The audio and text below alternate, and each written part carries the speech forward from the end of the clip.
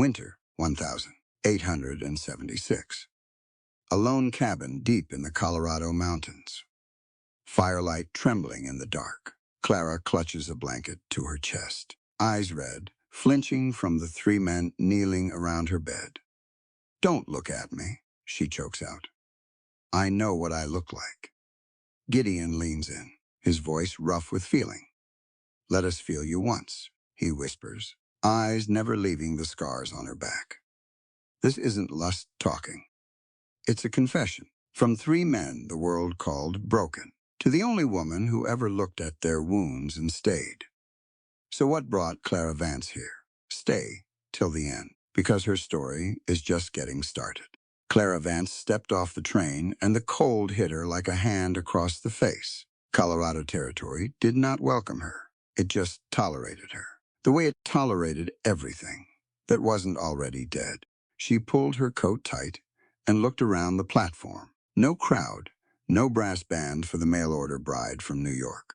Just wind and snow starting to come down sideways, and a station house with one lamp burning in the window. She held her satchel against her chest like it was a child. Inside it sat a ledger, worn soft at the corners from handling. That ledger was the reason she'd run 3 states west with a stranger's letter in her pocket and a made-up story on her lips. It was the only proof left that Cornelius Vance had locked a factory door on 60 women and let them burn. She still smelled smoke sometimes, when she wasn't careful. She was being careful now. A wagon rolled up out of the gray, and 3 men climbed down from it. And Clara understood right away that nobody had exaggerated in their letters. If anything, they'd left things out. The oldest one walked with a hitch in his stride, favoring his left leg. And he didn't try to hide it. He had a face like a closed door. Gideon, she guessed, before anyone said a word. "Miss Vance," he said. Not a question, just a fact, stated once, the way he probably said everything. Beside him stood a younger man, with black hair loose past his collar and eyes that moved over her like he was cataloging threats. He didn't offer his name. He didn't offer anything. Elias, she thought. The letter had mentioned, he kept to himself. The third one was the tallest of the 3, and the quietest. Though quiet wasn't quite the word, because none of them had said much of anything. This one simply didn't speak at all. He looked at her satchel, then at her face, then away, like looking too long cost him something. Levi, mute since he was a boy, the letter had explained, in careful handwriting that seemed almost apologetic. Nobody reached for her bag. Nobody offered an arm. Gideon turned toward the wagon and said, "Storm's coming in fast. We should go." That was the whole welcome. Clara had pictured a lot of things on the train ride out. She hadn't pictured this. 3 strangers looking at her, like she was one more chore added to a hard winter. But she climbed up into the wagon bed anyway, because there was nothing behind her worth turning back for. The ride out of town was rough, and the snow kept coming. And by the time the horses were fighting the wind in earnest, nobody had said 10 words total. Clara watched the back of Gideon's neck, the set of his shoulders, the way he held the reins like he expected them to fight him too. Then the wagon lurched hard to the left and stopped. Wheels caught, Elias said, the first full sentence out of him. He swung down into snow that came past his knees. Gideon followed, cursing low, testing his bad leg against the drift. Clara looked at the 2 of them, struggling with a wheel buried in frozen mud. And she looked at Levi, who'd already jumped down to help without being asked. And she thought about the factory floor, the machines, the ropes and pulleys. She'd learned to rig before she'd learned much else in that city. She climbed down too. "Ma'am, get back in the wagon," Gideon said, not even looking at her. She ignored him. She tore the hem of her skirt, where it had already started freezing stiff, ripped it clean to the knee so she could move, and waded into the mud beside them. Elias stared at her like she'd grown a second head. She didn't explain herself. She just took the tow rope out of Levi's hands, ran it under the axle, and tied it off with a weaver's knot. Tight and fast. The same knot she'd tied 1,000 times over a spinning frame back east. "Pull," she said. They pulled. The wheel groaned, then broke free of the mud with a sucking sound, and the wagon rocked forward onto solid ground. For a second, nobody moved. Gideon looked at the knot. Then he looked at her. Really looked. Like he was seeing something he hadn't accounted for in whatever plan he'd made about this arrangement. Elias's mouth twitched. Not quite a smile, but close. Levi just watched her hands, the mud drying on her knuckles, like he was trying to work out what kind of woman did that without being told to. Clara pulled her torn skirt back down over her boots and climbed into the wagon without waiting for help. Didn't figure you for that, Gideon finally said, once they were moving again. You didn't figure me for much of anything, she answered. That's fine. Neither did I. About you. He didn't argue. Elias huffed something that might have been a laugh. Levi kept looking at her, steady, unreadable, the way he'd keep looking at her for a long while yet. Behind them, the storm swallowed up the tracks they'd made, snow filling in every mark as if the wagon had never passed that way at all. Clara watched it happen and thought that maybe that was the whole point of coming here, a place cold enough and far enough that even her own footprints wouldn't survive the night. She just didn't know yet how much these three men were going to make her want to stay anyway. The cabin ran on rules nobody spoke out loud. Gideon rose first, before light, and started the stove without a word. Elias took the traps out at dawn and came back with his kills already dressed, like he couldn't stand the idea of bringing raw death across that threshold. Levi split wood in the yard for an hour longer than anyone needed wood split, swinging that axe until his shoulders shook, and only then would he come inside and sit. Clara watched all this from the corner where she'd set up her cot, and she understood something about them within 3 days. These men weren't living together. They were surviving next to each other, in the same four walls, taking turns being the strong one so the others could rest. Nobody talked at meals. Gideon gave orders about firewood and fence lines.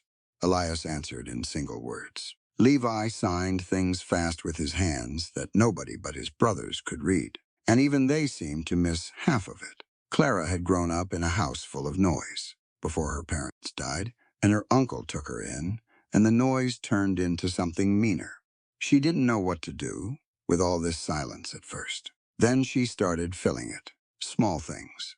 She hummed while she worked the stove. She asked Levi questions he could answer with a nod or a shake of his head. She told Gideon, flat out, that his stew needed salt, and he looked at her like she'd insulted his mother. And then he added salt.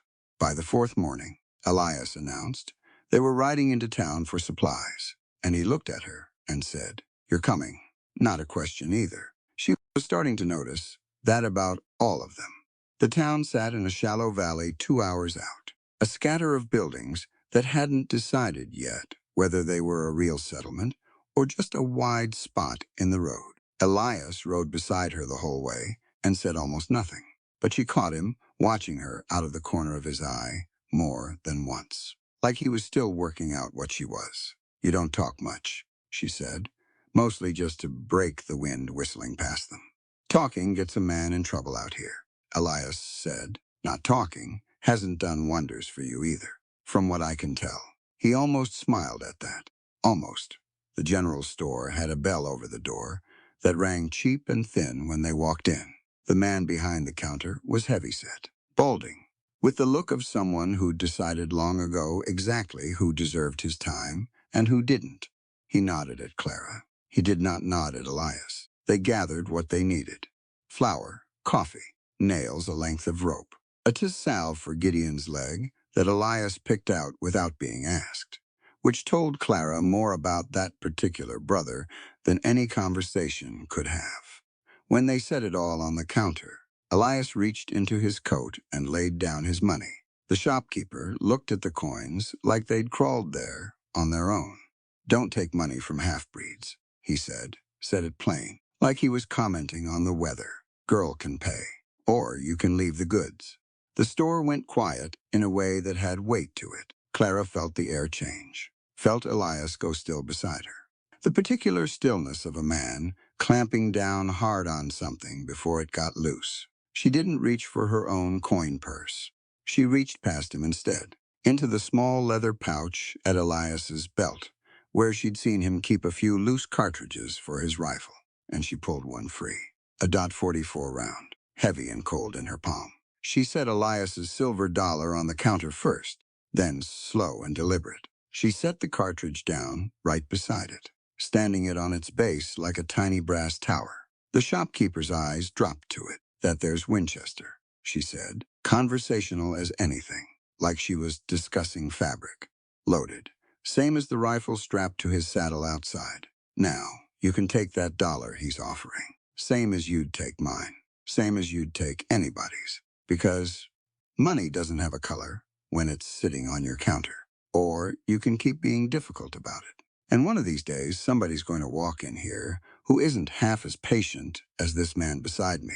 And you'll be needing that bullet just to keep your teeth in your head. The store stayed silent long enough that she could hear the wind pushing at the shutters. The shopkeeper's jaw worked. His eyes flicked to Elias, to the rifle visible through the window, to Clara's face, which she kept flat and pleasant the whole time, like she'd just offered him a fair trade on eggs. Finally, he swept the coin off the counter and started bagging the goods, hands moving fast now, eager to have them gone. Nobody said another word until they were outside and mounted up again. You didn't have to do that, Elias said, once they were clear of town. I know, could have made trouble for us. Could have, Clara agreed. But he was already making trouble for you.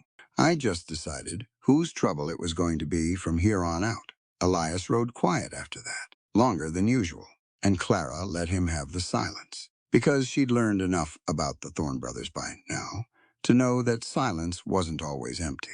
Sometimes it was just a man working something loose inside himself, turning it over, deciding what to do with it. Halfway back to the homestead, he spoke again. Folks around here have been looking at me like that since I was 7 years old, he said.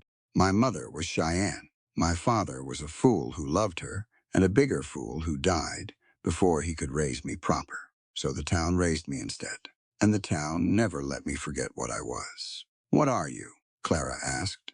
He looked at her, surprised by the question. Or maybe surprised that she'd asked it like there was a real answer worth hearing. A man, he said finally. Same as any other man out here, trying to keep his family fed. That's what I saw in that store, Clara said. That's all I saw. Elias didn't answer that. He just rode a little closer to her, the rest of the way home, close enough that their stirrups nearly touched. And when they came up over the last ridge and the cabin came into view, with smoke curling out the chimney, he reached over without a word and took her hand off the reins for just a moment. Held it, let it go. It wasn't much. It was everything. Coming from him.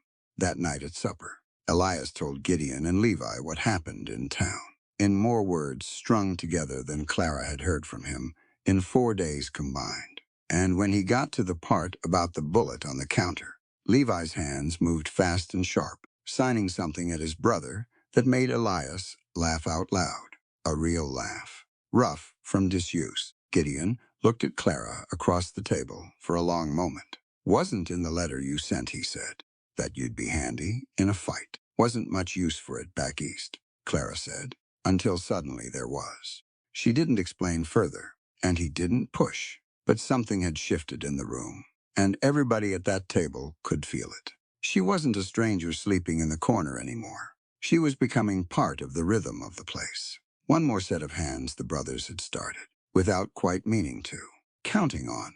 The storm rolled in on the night, and it was nothing like the snow that had greeted her at the station. This one came with thunder, which nobody had warned her was possible in a Colorado winter. Great rolling cracks of it that shook the windows in their frames, followed by lightning that turned the whole cabin white for half a second at a time. Clara had never much minded storms.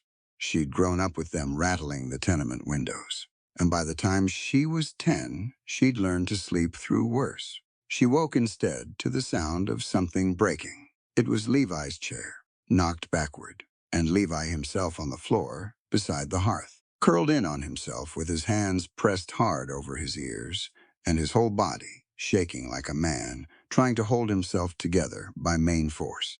Gideon was already moving, favoring his bad leg, calling Levi's name low and steady. Elias came out of the back room half-dressed, took one look, and went still in the doorway, helpless in a way Clara hadn't seen from him yet. "Thunder," Gideon said, mostly to Clara, his voice tight.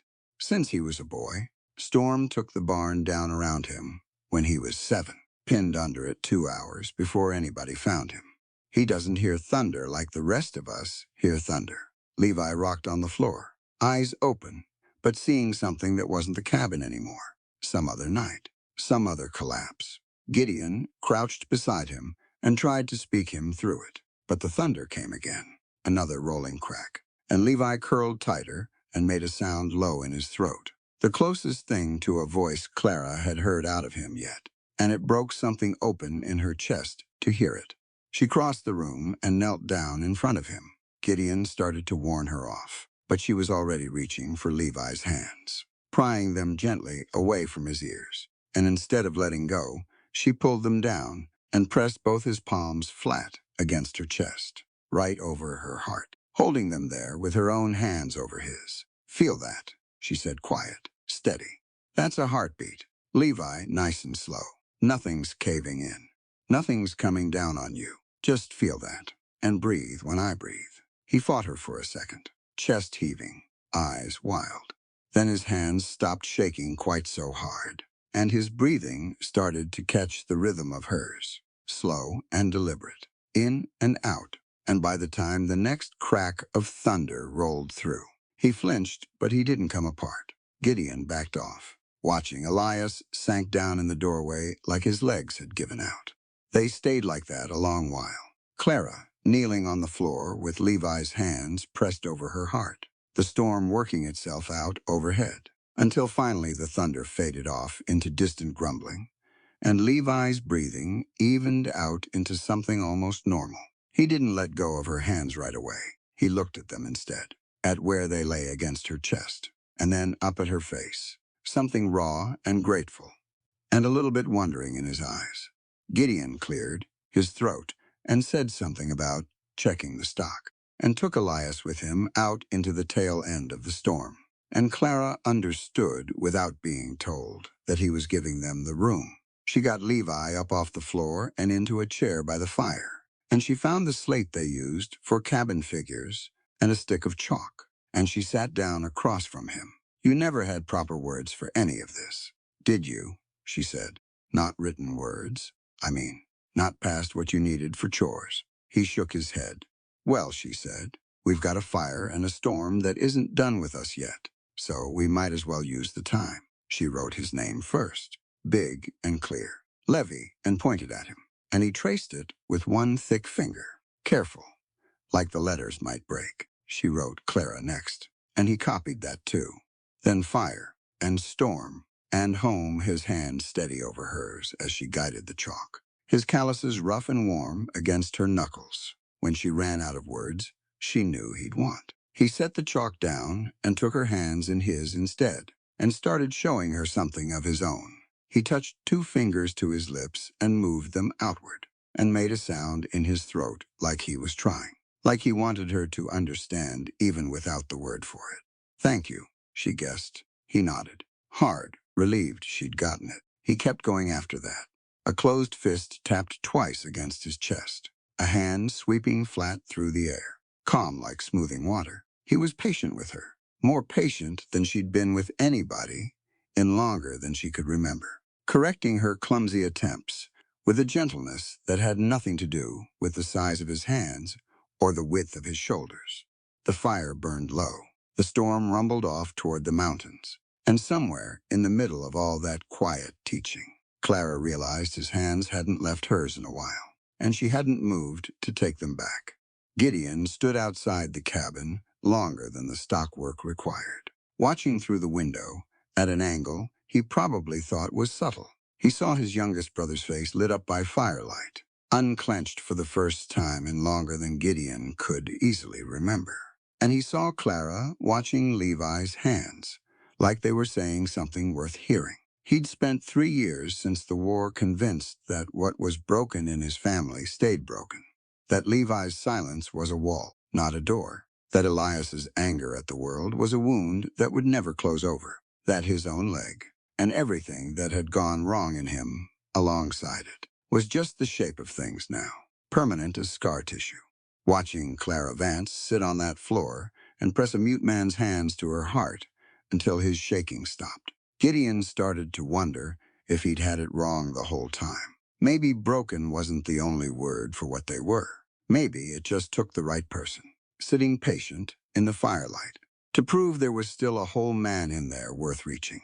He didn't go back inside for another 20 minutes. He figured they'd earned the quiet. The trouble came into town 3 days later, and Elias was the one who spotted it.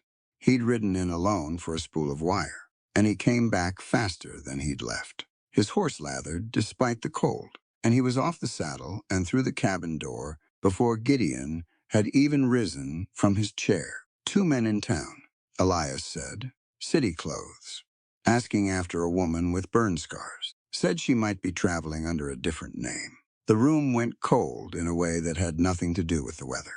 Clara felt her stomach drop straight through the floor. She'd known, somewhere in the back of her mind, that this day was coming. Her uncle had money enough to hire men who didn't stop looking. Not for anyone. Not ever. And she'd let herself get comfortable in this cabin. Let herself believe 4 weeks of snow had bought her more distance than it had. Pinkertons, Gideon said. It wasn't a question. Clara nodded, throat too tight for words. They say anything else. Gideon asked Elias. Said they'd pay for information, said the woman's uncle, once her found quiet. No mention of the law getting involved. Elias's eyes moved to Clara, which means whatever you're running from. Your uncle doesn't want it in front of a judge. She could have lied then. She'd been lying for weeks, telling herself the story about a modest inheritance and a longing for a fresh start. But the fear on her face must have told the truth plainer than any words could have, because none of the brothers pushed her for the rest of it right then. They just started making plans. Low voices, practical, the way men do when trouble is close enough to smell. Clara sat by the fire and listened to them talk about defenses and watches and how many days out those men might be. And all she could think was that she'd brought this here. She'd brought her uncle's cruelty and his hired killers right to the doorstep of 3 men who had already survived enough. She waited until the cabin went quiet that night, until Gideon's breathing settled into sleep, and Elias's did the same. And she pulled on her boots and her coat and slipped out into a night, gone bitter and black. She didn't have much of a plan beyond putting distance between herself and the Thorne homestead. If the Pinkertons were tracking a scarred woman traveling under a false name, then the woman needed to keep moving, needed to lead the danger somewhere else, anywhere else, so long as it wasn't here. The cold hit different once she was well clear of the cabin. It got into her boots first, then crawled up through her coat. And within an hour, her hands had gone numb enough that she'd stopped noticing the satchel strap cutting into her shoulder. Then the scars started. They'd never fully healed right. The burns across her back and shoulders. Not properly. Not with the rushed treatment she'd gotten in New York from a doctor paid to keep quiet and work fast. In deep cold, they flared up something fierce. An infection that never quite left her.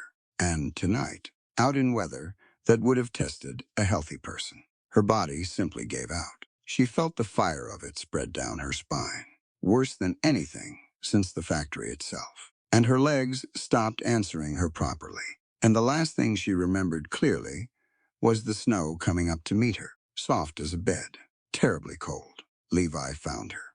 He'd woken first, some instinct pulling him out of sleep, and he'd checked her cot and found it empty, and gone straight for his brothers without a sound, shaking them awake, signing frantic and fast until Gideon understood. They found her half buried in a drift less than a mile out, barely breathing, her lips gone the color of ash. Elias carried her the whole way back, running through snow that came past his knees, Levi close behind with a lantern, Gideon limping hard but keeping pace, cursing every step of the way.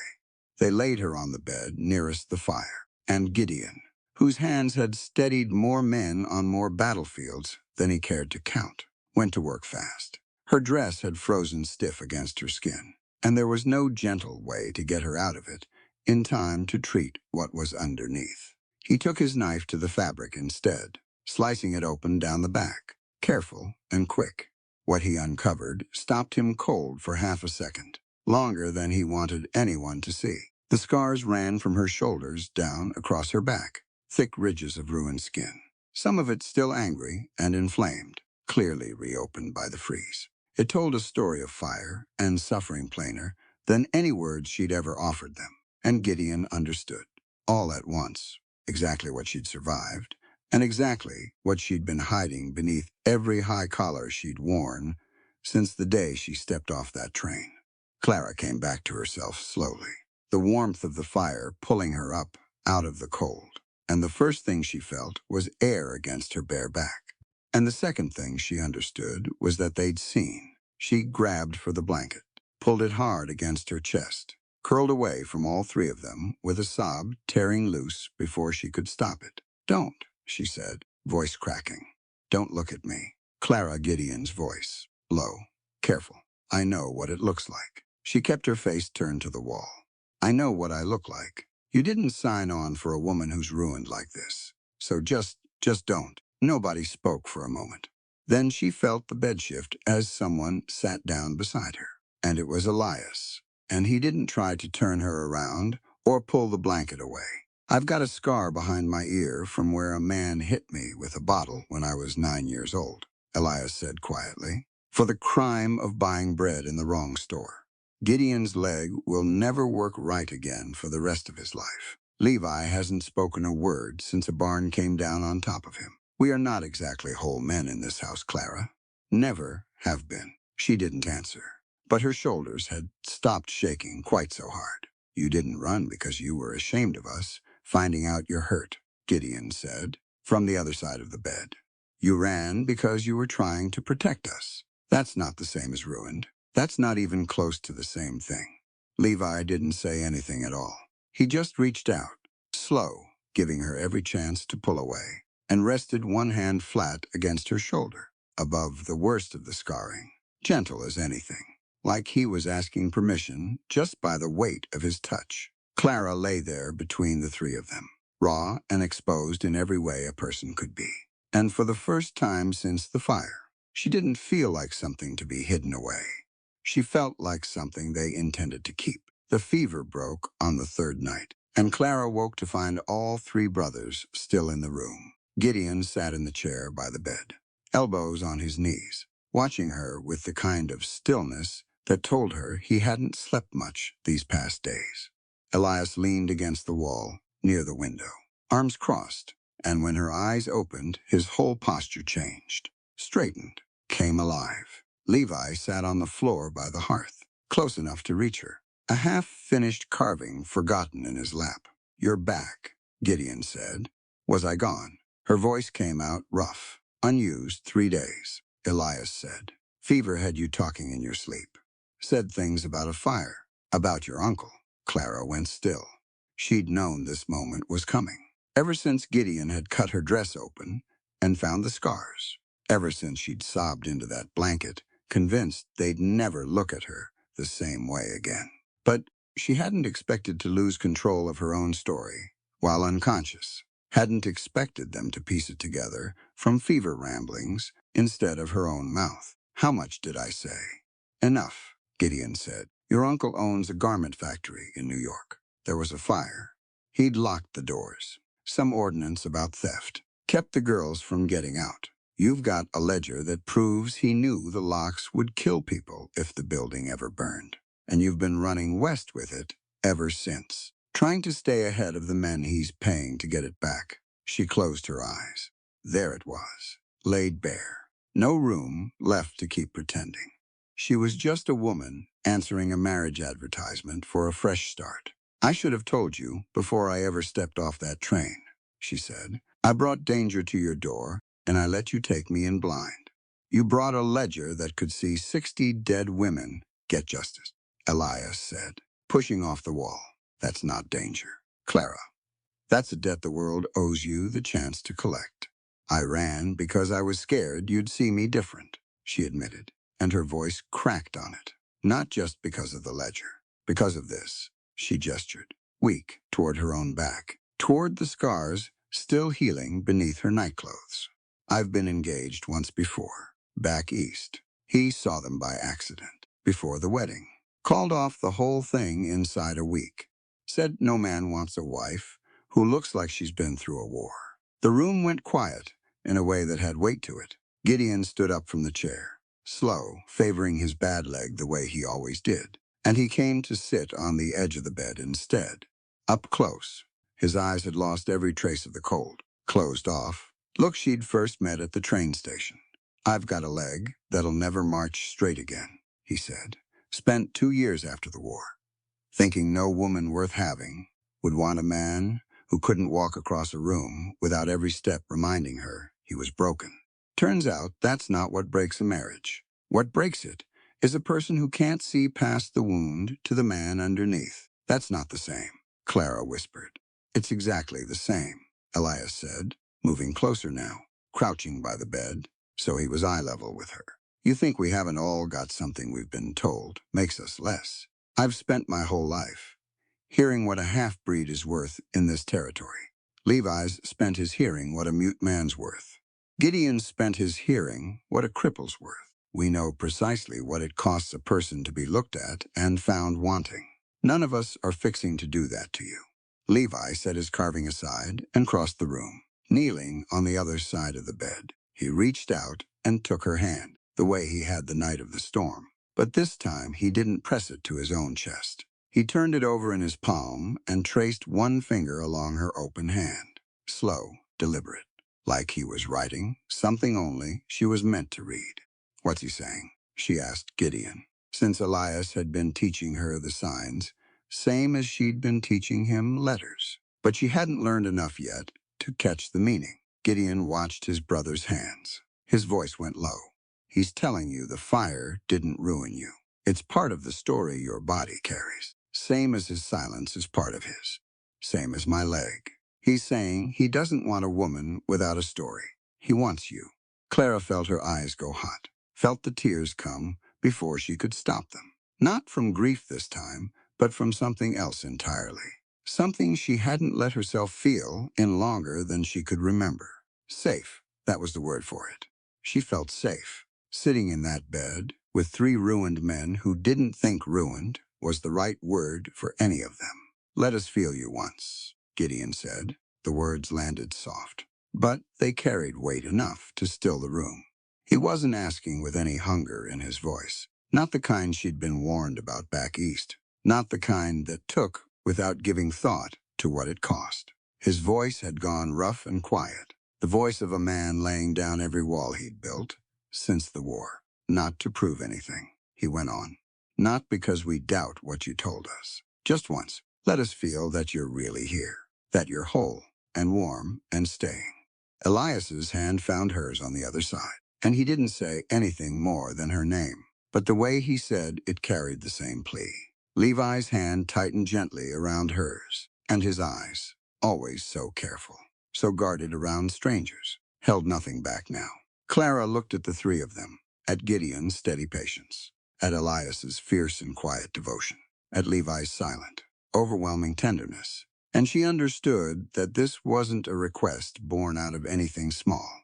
These were men who had spent years convinced that what they carried, the limp, the silence, the blood that made the town look at Elias sideways, made them less than whole. And here they were, kneeling around a woman covered in her own scars, asking not to take from her, but to prove to themselves and to her that broken things could still be worth cherishing. She let the blanket fall from her shoulders. Gideon's breath caught, but he didn't look away, and neither did his brothers. He reached out first, slow enough that she could have stopped him at any point, and pressed her hand flat against his bad leg, over the place where the old wound still ached whenever weather turned. He held it there, let her feel the uneven muscle beneath the fabric, the permanent reminder of a battlefield he still dreamed about some nights. This is what I am, he said. Every part of it. Elias took her other hand and laid it over his heart instead, his pulse quick and strong beneath her palm. This beats the same as any man's, he said. Doesn't matter what color they say my skin is when the sun sets on it. Levi didn't have words to offer the way his brothers did, so he offered his hands instead, tracing gentle lines across her collarbone, down along the edge of the worst scarring on her shoulder. Not flinching, not hesitating, mapping every ridge like a man, reading a story he found precious rather than a wound he found pitiable. Then his hands moved in the shape she'd learned days before by the fire. Survivor. He signed it once. Then again, softer, like he wanted the word, to sink all the way into her. The fire in the hearth had burned down to embers, casting the room in a low amber glow. And, in that light, the walls, the four of them, had built around themselves, out of fear and grief and years of being told they were lesser, finally came down all at once. What passed between them that night wasn't rushed, and it wasn't careless. It was slow, and it was patient. The way three men who'd spent their lives being told they weren't enough finally let themselves believe otherwise, in the hands and mouths and gentle weight of people who saw every part of them and stayed anyway. Clara wept at first, not from pain, but from the sheer unfamiliar relief of being wanted exactly as she was, scars and all. And by the time the night wore toward morning, there was no part of her left that doubted where she belonged. When dawn finally broke pale and gold across the snow outside, Clara lay tangled between the three of them, Gideon's arm heavy across her waist, Elias's hand still loosely holding hers even in sleep. Levi curled close at her back like he meant to stand guard against the whole world in his sleep if he had to.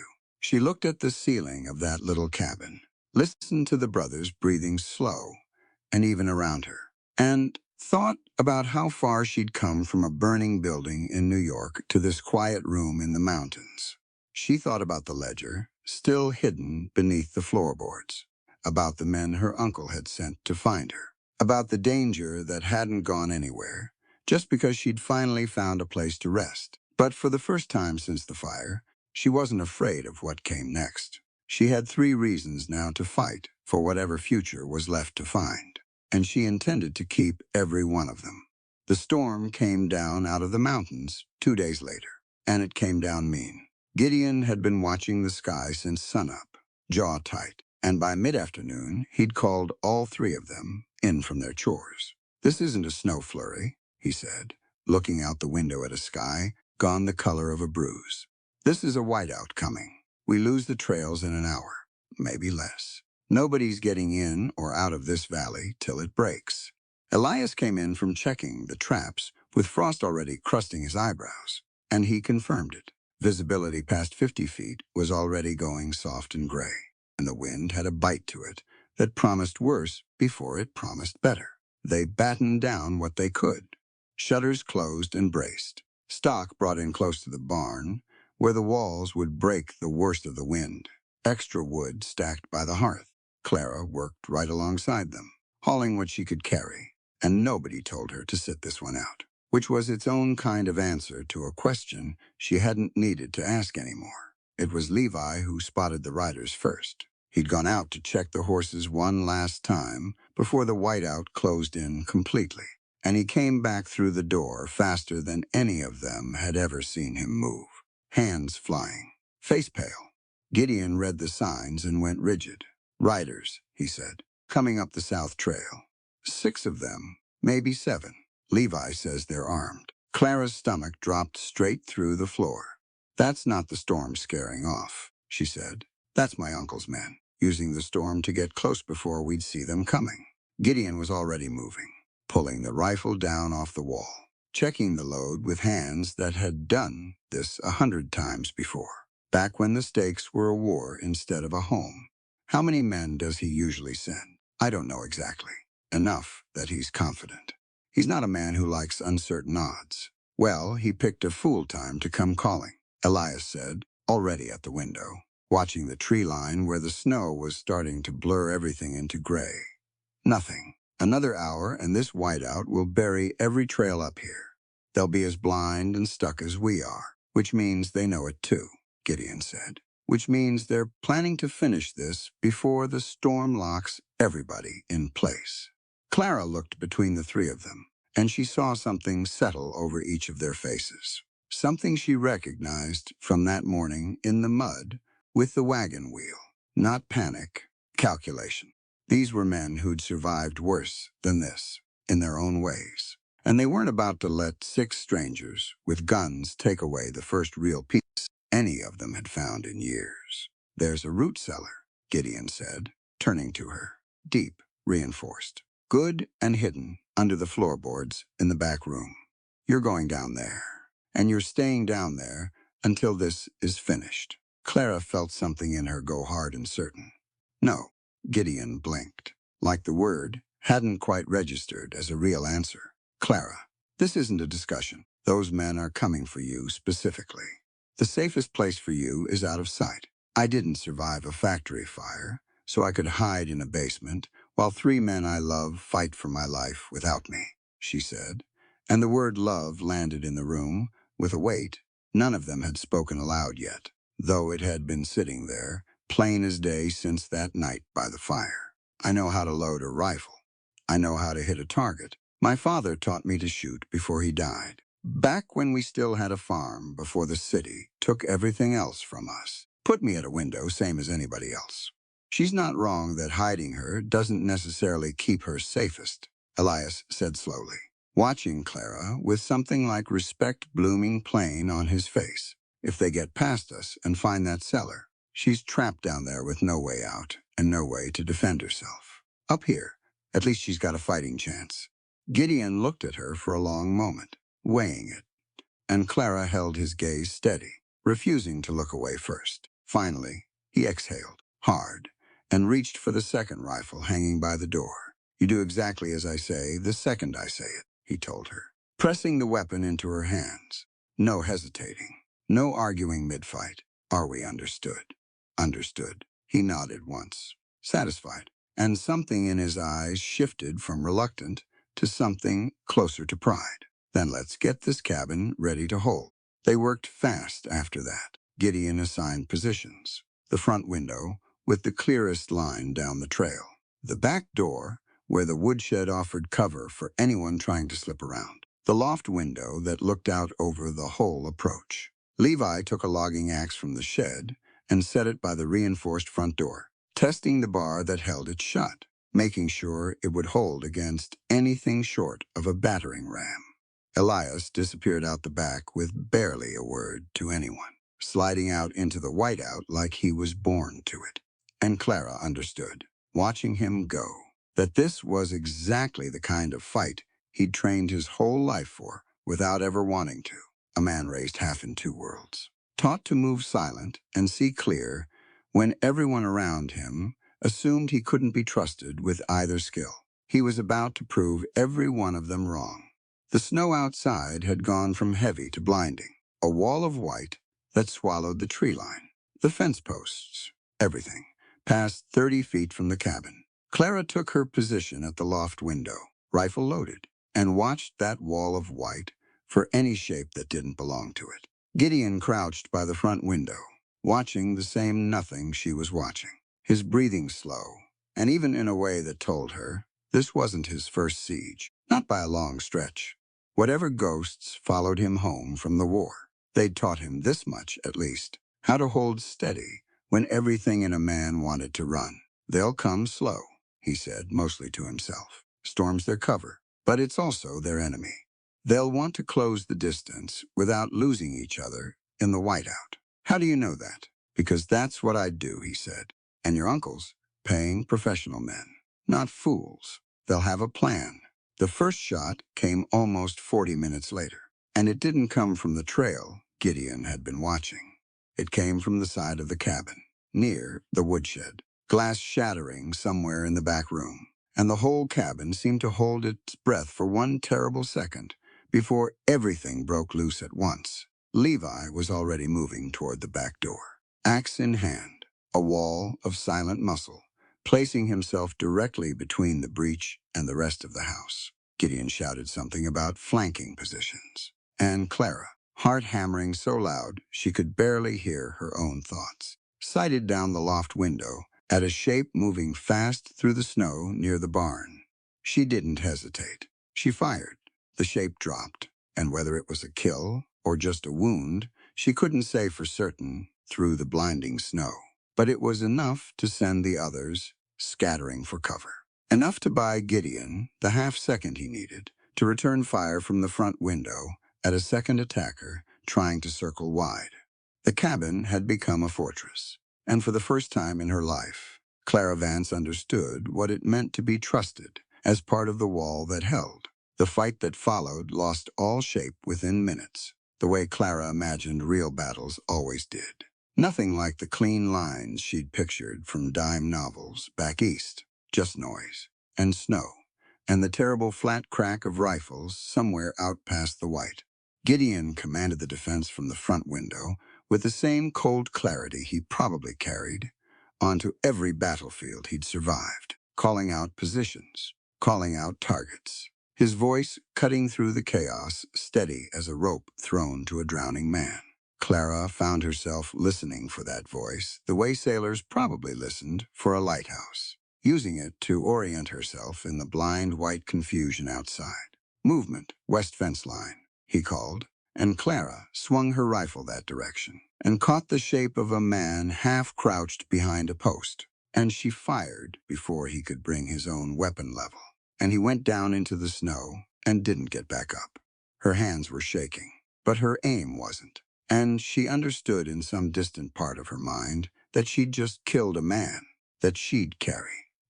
That the same way she carried the scars on her back. And she also understood that she'd carry it easier than she'd carry, losing any of the three men fighting to keep her alive. Elias had gone somewhere out into that whiteout the moment the first shot rang out.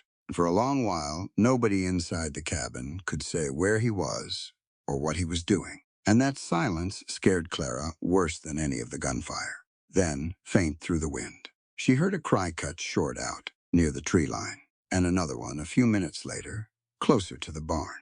And she understood that Elias was doing exactly what he'd been trained his whole life to do without ever wanting the reason for it. He moved through that storm like he belonged to it, using the blindness that crippled the Pinkertons as his own weapon, closing distance silent as falling snow, and taking men down before they even knew he was near enough to threaten them. He didn't waste bullets when a knife would do the job quieter. He didn't leave a man breathing behind him who might put a shot in his back on the way past. It wasn't cruelty, it was survival, sharpened over 28 years of a town that had never once given him the benefit of the doubt. And tonight, that survival belonged entirely to protecting the family that had. At the back door, Levi held his ground with the axe in both hands. And when the first man came crashing through the shattered window frame near the woodshed, Levi met him without a single sound, and it was over fast, and brutal, and final. He dragged the body clear of the doorway with the same silent efficiency he brought to splitting firewood. And then he took up his position again, watching the breach, waiting for the next one. An immovable wall of muscle and quiet fury that none of Cornelius Vance's hired men had been prepared to face. Clara reloaded, hands moving faster now. Muscle memory from her father's lessons years ago, finally paying a debt she'd never expected to collect. She caught movement near the barn again, 2 men this time, moving in a low crouch toward the side of the cabin, where Gideon's window didn't quite cover. "Gideon, your flank," she shouted, and he twisted just as one of the men brought his rifle up through the gap in the shutter. And Clara fired first, catching the man's shoulder and spinning him off his aim.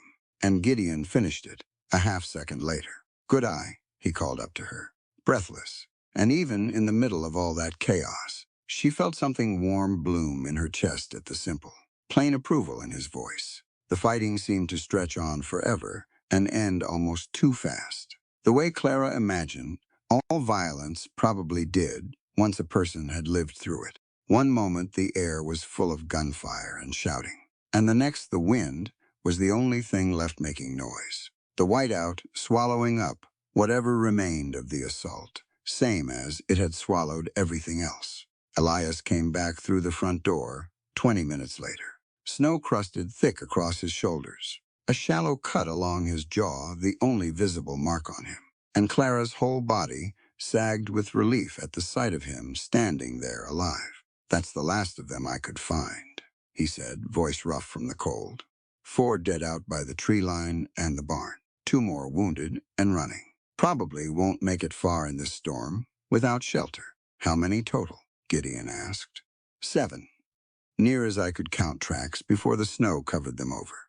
Elias's eyes found Clara's rifle, still smoking faintly in her hands. Found the position at the loft window she hadn't left the entire fight. "Looks like the lady accounted for at least one of them herself." Clara set the rifle down carefully, her hands finally starting to shake now that the danger had passed, now that her body had room to feel everything it had been holding back. Levi crossed the room and pulled her into his arms without a word, holding her steady while the shaking worked itself out. And over his shoulder she watched Gideon and Elias share a look. Some silent conversation passing between brothers who'd learned to read each other without needing words at all. 7 men, Gideon said finally. "That's not a scouting party. That's everything your uncle's got left to send, which means whoever's left of Cornelius Vance's hired guns." Elias added, "Isn't coming back for a second try. Not after this." Clara pulled back from Levi's arms enough to look at all 3 of them, snow-covered and blood-spattered and utterly, impossibly alive. And she felt something settle deep in her chest that had nothing to do with fear. "He'll come himself," she said quietly. "My uncle. He's not a man who sends other people to fail twice on something this important. When he hears his hired guns didn't come back, he'll come see the job finished with his own eyes." Outside, the whiteout showed no sign of breaking, wind screaming past the shuttered windows. But inside the cabin, 4 survivors stood together in the fading light of the hearth, bloodied and exhausted, and entirely unwilling to be anything less than ready for whatever came through that door next. "Then let him come," Gideon said, and for the first time since Clara had known him, there was something almost like anticipation in his voice, the readiness of a man who'd years waiting for a fight worth having. "This mountain's already shown his men what it does to trespassers. Let's see what it does to the man who sent them." The whiteout broke on the 4th day, and it left behind a silence so complete that Clara found herself straining to hear anything at all. The brothers spent the morning checking the yard, the fence lines, the barn, cataloging the damage the storm and the siege had both left behind. 4 bodies had to be dealt with, buried where the frozen ground would allow or wrapped and set aside until spring made the digging easier. It was grim work, and nobody spoke much while they did it. But there was a grim satisfaction underneath the silence, too. The quiet certainty of men who had defended what belonged to them and meant to keep doing so. It was Levi who spotted the rider first, coming up the south trail alone, moving slow and deliberate through snow that hadn't fully settled yet. Gideon watched through the spyglass he kept by the front window, and his jaw tightened in a way Clara had already learned to read as trouble. "One man," he said, riding easy, "not sneaking. He wants us to see him coming." Clara crossed to the window and took the spyglass when he offered it, and her stomach dropped the moment she found the rider's face. Cornelius Vance rode a fine gray gelding, dressed in a wool coat, too heavy for a man who spent his days behind a desk. And even from this distance, Clara could see he'd lost weight since she'd last laid eyes on him. Running an empire from behind a mahogany desk hadn't prepared him for a winter spent chasing his niece across half a continent, and it showed plain in the way he sat that horse, stiff and uncertain, a city man playing at something he didn't understand. "That's him," she said. "That's my uncle." "Alone," Elias said, joining them at the window. "No hired guns left to send ahead of him, whatever pride he's got left. He's carrying it into this himself." Gideon set the spyglass down and looked at Clara. "You don't have to face him," he said. "We can meet him at the gate. You can stay inside." Clara thought about that offer for exactly as long as it took to remember every woman who died behind those locked factory doors. Every name she'd carried west in that ledger. Every reason she'd run 3 states just to survive long enough to see this moment come. No, she said. He spent months hunting me down, like I'm something that belongs to him. I want him to see my face when he finally understands he failed. Nobody argued with her this time. Gideon nodded, slow, and reached for his coat, and Elias checked the rifle by the door out of habit more than necessity, and Levi simply moved to stand beside her, steady as a fence post, the way he always did when trouble came calling. They walked out onto the porch together as Cornelius Vance reined his horse in at the edge of the yard, close enough to speak, but far enough to keep some measure of distance between himself and the men flanking his niece. Up close, Clara could see the exhaustion carved into his face, the fine lines gone deeper, the confidence that had always defined him, worn thin as old cloth. Clara, he said her name, like it cost him something. You look well, better than I expected, given the company you've been keeping. Better than the men you sent, she said. 4 of them are buried in that field behind you. The rest ran off into a storm that likely finished what we started. His jaw tightened, but he kept his composure. The same cold control she remembered from every negotiation she'd watched him conduct across that mahogany desk back in New York. I'll be direct, since we're clearly past the point of pleasantries, he said. I want the ledger. I'm prepared to pay handsomely for it. Enough money to see you settled anywhere in this country you like, with these 3 gentlemen or without them. No questions asked. No further trouble sent your way. You think this is about money, Clara said. Everything is about money. Eventually, Cornelius said, you'll learn that, given time. Clara reached into her coat and pulled out the ledger, worn soft now from months of carrying it across half a continent. And she held it up so he could see it plain, see the water-stained cover. The corner scorched from the fire that had nearly taken it, and her along with it. 63 women worked that factory floor the night you locked those doors, she said. I know because I counted the names myself, cross-referenced against the payroll you kept, in this very ledger. The one you were fool enough to let me handle your books with. Back when you thought, a niece too grateful for a roof over her head would never think to question her uncle's arithmetic. 41 of them didn't walk out. I did, because I happened to be near the window that didn't jam. She stepped down off the porch, closing the distance between them, and tossed the ledger into the snow at the gelding's feet. Keep it, she said.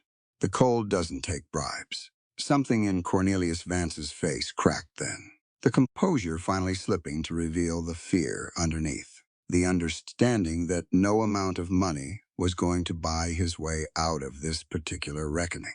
You don't understand what you're doing, he said, voice rising now, panic creeping in around the edges. That ledger destroys everything. The factory, the family name, everything I've built. You'd see your own blood ruined over dead seamstresses. Nobody in this world will remember in a decade's time. I'll remember them, Clara said. I remember every one of their faces. I remember the smoke and the doors that wouldn't open. And I remember exactly whose signature authorized locking them. Cornelius looked past her then, to the 3 brothers standing silent and immovable on that porch. Gideon with his ruined leg planted steady as bedrock. Elias with eyes that had already tracked 7 armed men through a blizzard.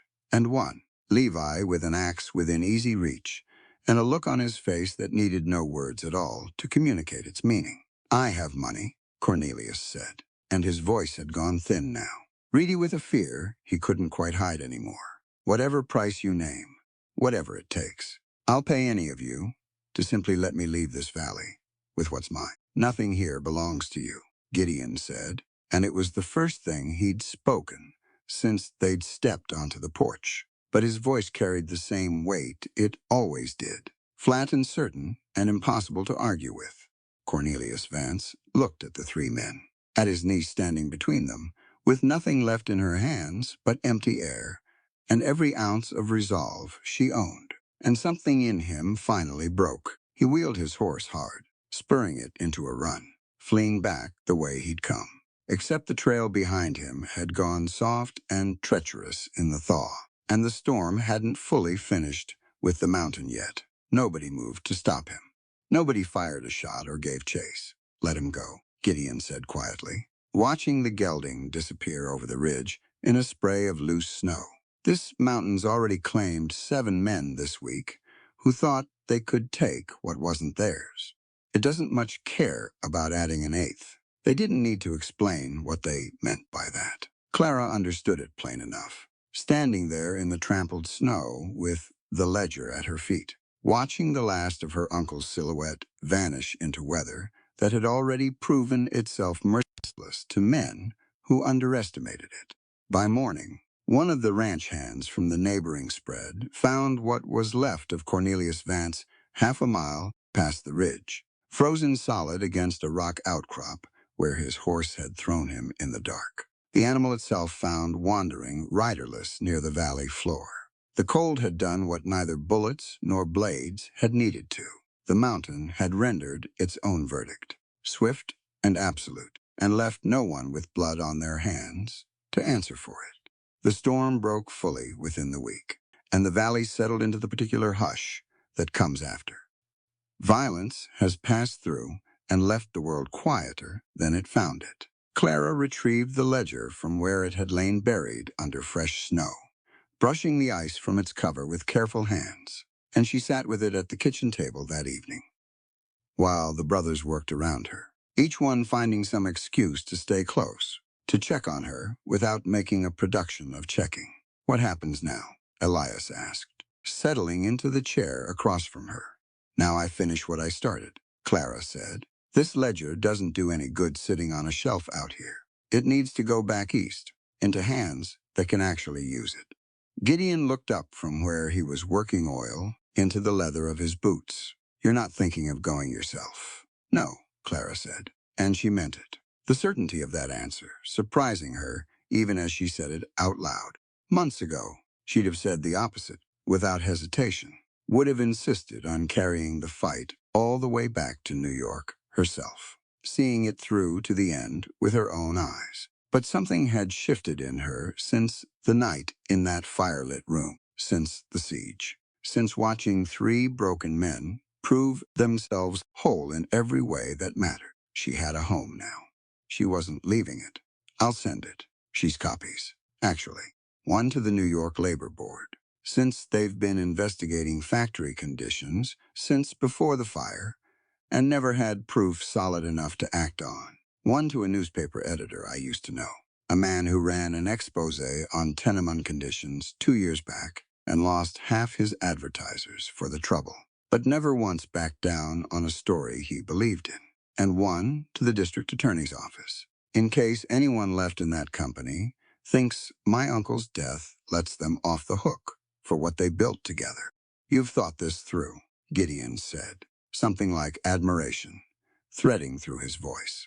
"I've had months on a train and a wagon and a cot in the corner of your cabin to think about very little else," Clara said, and the small joke earned her a real smile from him, rare enough that she'd started keeping count of them without quite meaning to. They rode into town together 3 days later, all 4 of them, the brothers flanking her the same way they had since that very first ride out from the station. Except now it felt like something entirely different.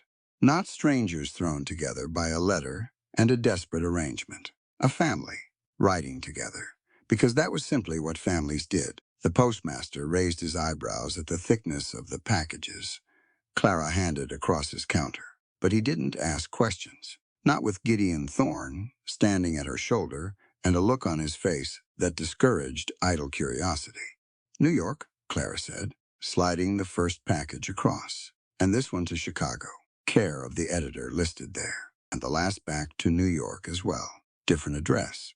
The postmaster weighed each one, calculated the postage, and Clara paid it out of coin she'd earned herself these past months, mending clothes for neighboring ranches and trading her needlework skills for whatever the territory's cash-poor economy could offer. It felt important, somehow, that she paid for this herself. that the final blow against her uncle's empire came from money she'd earned with her own two hands, out here in a life entirely of her own making.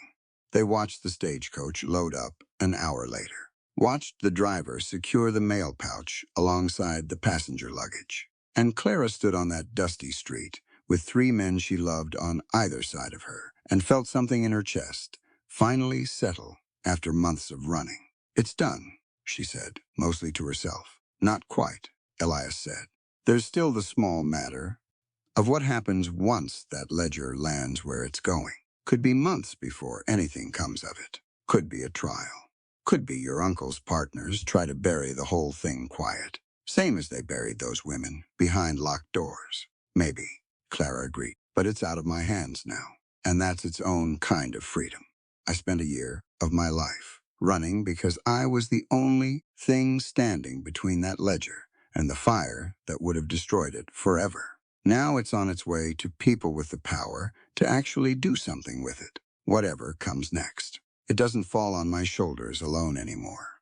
They watched the stagecoach pull out of town, dust kicking up behind its wheels despite the lingering snow at the roadside, carrying with it the last thread connecting Clara Vance to the life she'd fled and the truth she'd risked everything to protect. Word came back slower than any of them expected, but it came.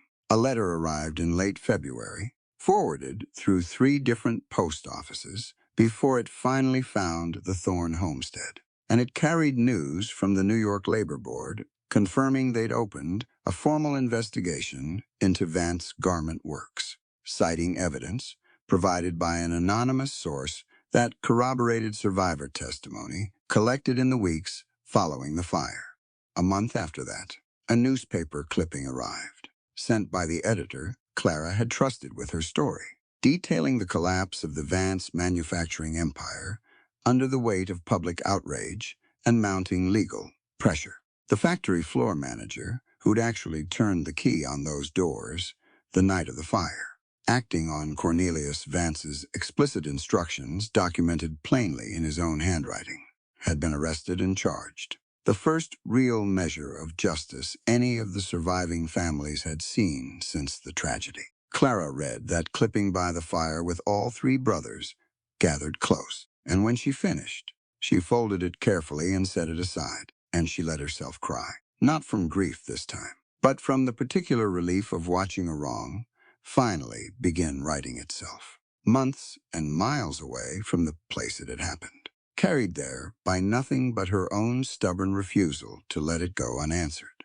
"They'll remember them now," she said quietly. "The women who died. Somebody will finally have to answer for what happened to them." Out loud in a courtroom, where the whole city can hear it, Gideon reached over and took her hand, his thumb tracing slow circles against her knuckles. And he didn't say anything, because there wasn't really anything left to say. Elias sat close on her other side, and Levi settled at her feet the way he so often did, resting his head against her knee. And the 4 of them stayed like that a long while, watching the fire burn low, letting the weight of a long fight finally finished settle over the cabin like something warm instead of something heavy. Spring came to the Colorado Territory the way it always did in high country, slow at first and then all at once, the snow retreating up the mountainsides in patches, the meadows around the homestead breaking out in wildflowers that Clara had never seen back east,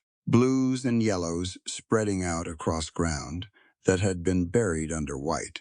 For so long, she'd nearly forgotten what color looked like underneath it. The ranch had grown busy with the season, calving and fence mending, and the 100 small chores that came with land waking up after a hard winter. And Clara found herself busier than she'd ever been in her life, and happier for every bit of it. She'd learned to ride properly by then, learned the names of every head of stock on the property, learned to read weather the way the brothers did, watching the sky for signs the way a person back east might watch a clock. It was Gideon who brought up the land office first, one evening at supper, mentioning almost offhand that the ranch's original boundary filing needed updating now that they'd expanded grazing rights into the eastern meadow.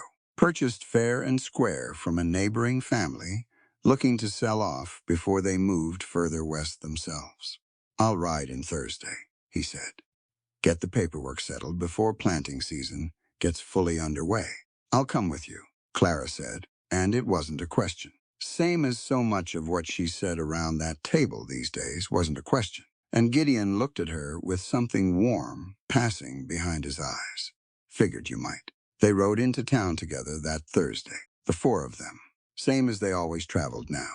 And the land office sat at the far end of the main street, a squat brick building that had replaced the old wooden one after a fire 2 winters back. An irony none of them mentioned out loud, but all of them noticed just the same. The clerk behind the counter was a thin, precise man named Whitfield, who'd handled the Thorne family's paperwork for years, going back to when Gideon's father had first filed claim on the original homestead acreage.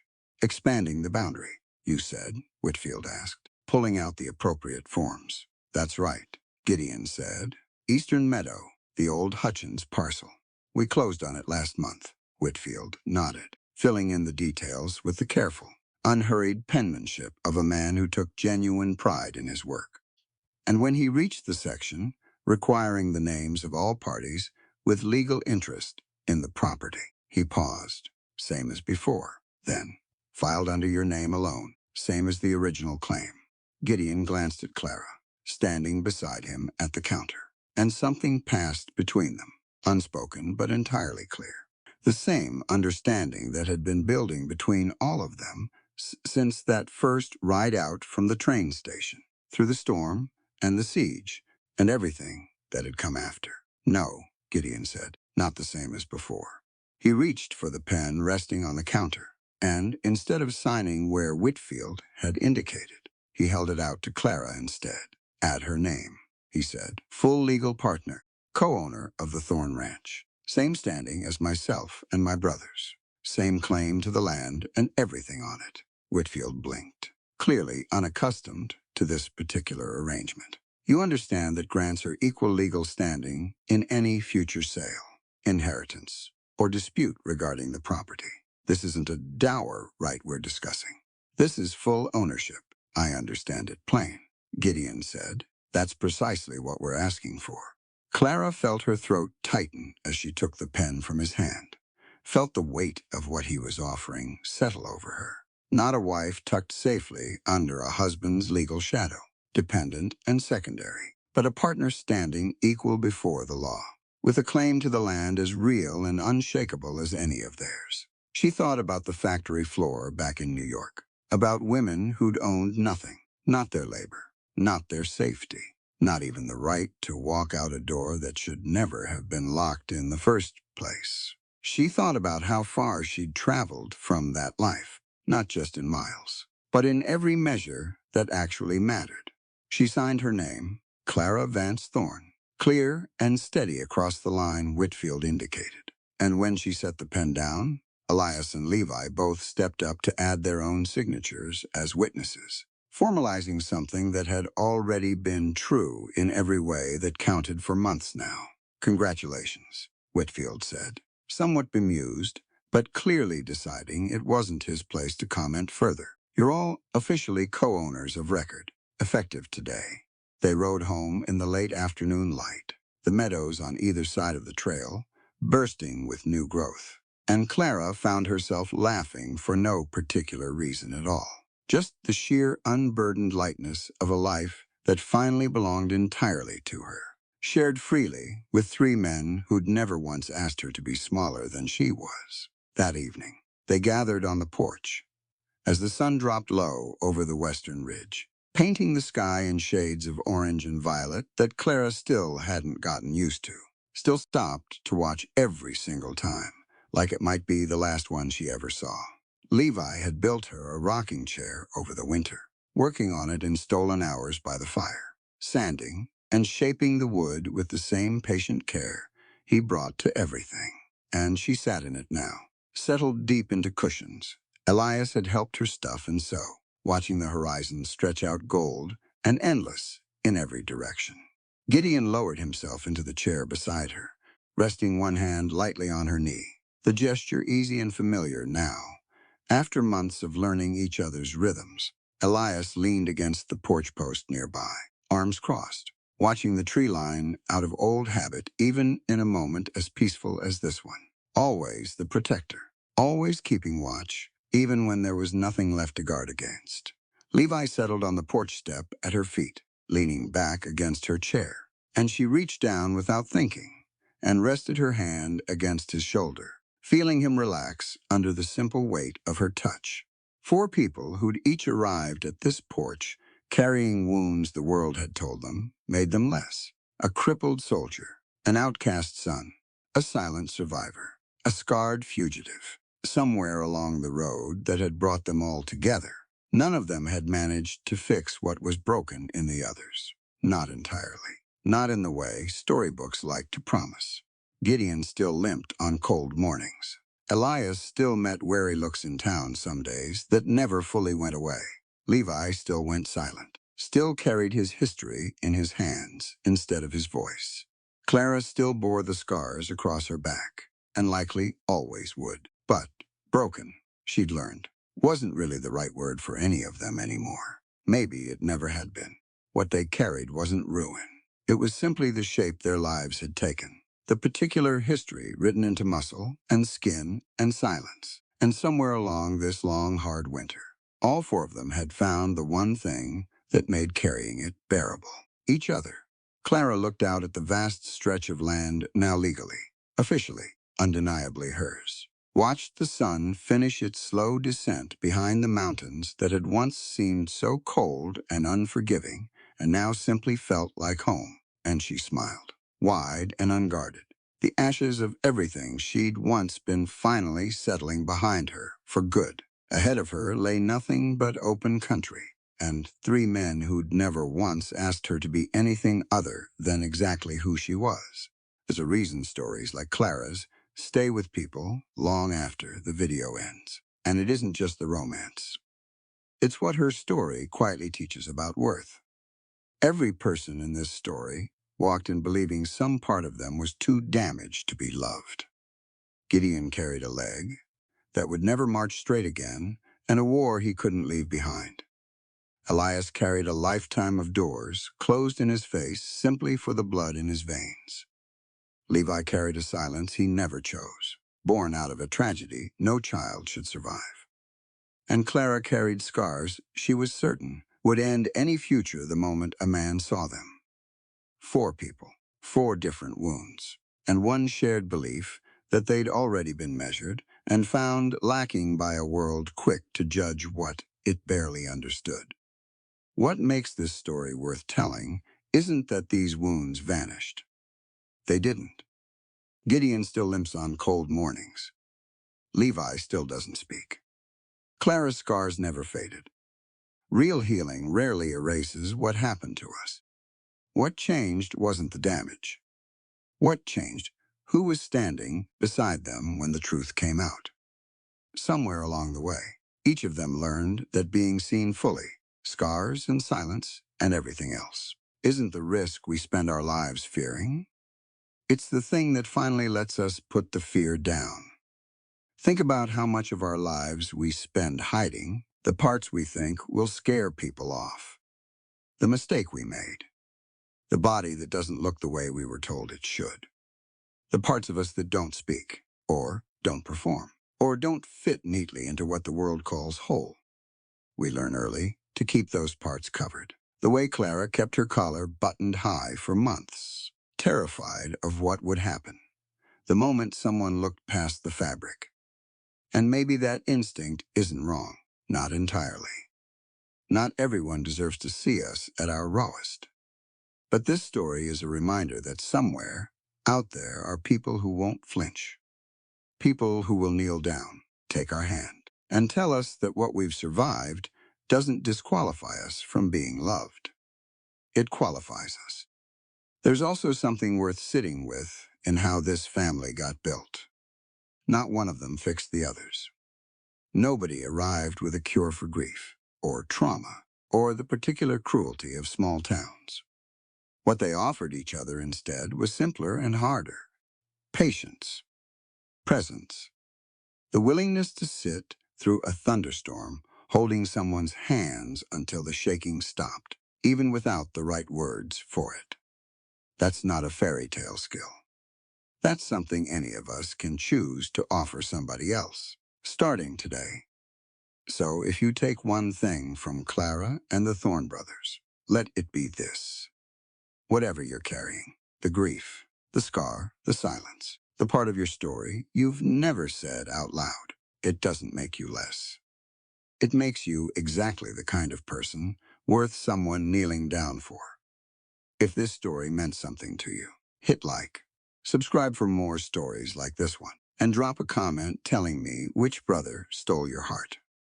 See you in the next one. This story exists within the realm of fiction, where imagination shapes reality.